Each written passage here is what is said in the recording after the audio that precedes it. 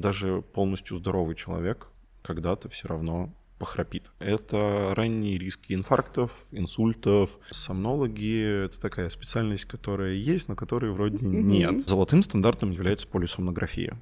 Про президента Соединенных Штатов, что он тоже, скорее всего, спит в этой маске по типичным следам на лице. Заразен ли храп? Сейчас, опять же, очень популярно это про заклеивание рта. У нас даже в России был случай летального исхода ребенка, поэтому всяким разным коучам, хелс-тренерам и всем остальным, которые рекомендуют закрывать рот, чтобы язык был в домике. Перед тем, как прийти к лор-врачу, можно даже немножко провести диагностику дома.